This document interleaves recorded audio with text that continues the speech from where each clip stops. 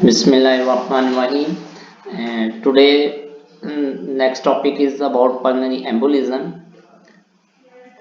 So, the majority of the pulmonary emboli arise from the propagation of the lower limb deep vein thrombosis. Rare causes include septic emboli from endocarditis affecting the tricuspid or pulmonary valves, tumors, especially choriocarcinoma, fat following fracture of the long bone such as femur, air, amniotic fluid, which may enter the mother circulation following delivery. The diagnosis of pulmonary embolism may be aided by asking three questions. Is the clinical presentation consistent with PE? Does the patient have the risk factor for pulmonary embolism? Are there any alternative diagnosis that can explain the patient presentation? Clinical presentation varies depending upon the number, size, distribution of emboli, and on underlying cardiorespiratory reserve. A recognized risk factor is present in 80 to 90%. So here is a table regarding the features. In acute massive pulmonary embolism, major hemodynamic effects occur, like decreased cardiac output and acute heart failure occurs. Its symptoms include the fainting, collapse, crushing central chest pain, apprehension, and severe dyspnea. And patient signs include the tachycardia, hypotension, raised JPP, right ventricular gallop rhythm, loud P2, cyanosis, and decreased urinary output as the patient collapses in massive embolism. On X-ray is usually normal, but subtle oligemia can be there. Echo ECG shows S1Q3 T3 pattern, anterior T wave inversion, and right bundle branch block. ABs show mock leaf normal, decreased PaO2 and decreased PaCO2, and metabolic acidosis. And in small or medium pulmonary embolism, occlusion of the segmental artery occurs, and infarction and effusion results due to this. Its symptoms include chest pain, restricted breathing, and hemoptysis. Patient is usually stable and does not present in a collapsed condition. Its signs include tachycardia, pleural rub, raised hemidiaphragm, crackles, effusions, low-grade fever. XHS show pleuropulmonary opacities, pleural effusion, linear shadows, raised hemidiaphragm. Electrocardiogram shows sinus tachycardia. ABGs may be normal or decreased PA2 or decreased PaCO2. In chronic pulmonary embolism, chronic occlusion of the pulmonary microvasculature, right heart failure. Symptoms include exertional dyspnea, late symptoms of pulmonary hypertension or right heart failure.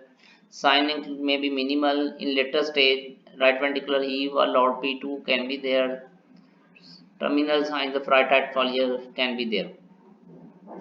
X-ray shows enlarged pulmonary trunk, enlarged right heart, prominent right ventricular. Echo shows right ventricular hypertrophy and strain. As well as the ECG shows the same finding. Exertional decrease PO2 saturation, desaturation on formal exercise testing. So investigation include a variety of non-specific radiographic appearance have been described by excluding key differential diagnosis, pneumonia or pneumothorax. Normal appearance in an acute breathless and hypoxemic patient should raise the suspicion of PE, as should bilateral changes in anyone presenting with unilateral pleuritic chest pain. The ECG is often normal but is useful in excluding other important differential diagnoses such as acute myocardial infarction and pericarditis. Most common findings in PE include sinus tachycardia and anterior T wave inversion, but these are not specific. Larger emboli may cause right heart strain revealed by S1QT33 pattern, ST segment, T wave changes, or appearance of right bundle branch block. So, this is the algorithm. Venous thromboembolism, when suspected, assess clinical risk, measures D dimer levels. If D dimers are negative, risk is low. If D dimers are positive, risk is high. Treat and confirm the diagnosis. And if the D dimers are positive and the risk is low, go for ultrasound leg, CTPA, VQ scan.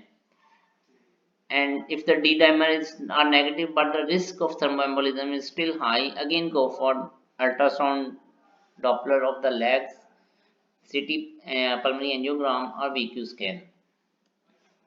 APGs typically show a reduced PaO2 and a normal or low PCO2 and an increased AA gradient, but may be normal in a significant minority. A metabolic acidosis may be seen in acute massive pulmonary embolism with cardiovascular collapse, and elevated D dimer is of limited value, as it may be raised in a variety of other conditions, including myocardial infarction, pneumonia, and sepsis. However, low levels, particularly in context of low clinical risk, have a high negative predictive value, and further investigation is usually unnecessary. CTP is the first line diagnostic test. It has the advantage of visualizing the distribution and extent of the emboli or highlighting an alternative diagnosis, such as consolidation, pneumothorax, or aortic dissection. Color Doppler ultrasound of the leg vein may be used in patients with suspected PE, particularly if there are clinical signs in the limb, as many will have identifiable proximal thrombus in the leg veins. Bedside echocardiography is extremely helpful in the differential diagnosis and assessment of acute circulatory collapse. Conventional pulmonary angiography is still useful in selected settings or for the delivery of catheter-based therapies. What is the management? General management measures includes prompt recognition and treatment are potentially life-saving. Sufficient oxygen should be given to hypoxemic patient to maintain arterial saturation above 90. Circulatory shock should be treated with intravenous fluid or plasma expanded, but inotropic agents are of limited value. The mainstay of treatment for all forms of venous thromboembolism is anticoagulation. This can be achieved in several ways. One option is to use low molecular weight heparin followed by chloramine anticoagulation such as warfarin. Treatment of acute venous thromboembolism with low molecular weight heparin should continue for a minimum of 5 days. Patient treated with warfarin should achieve a target INR of 2.5 with low molecular weight heparin continuing until the INR is above 2. Alternatively, patient may be treated with direct oral anticoagulation agents.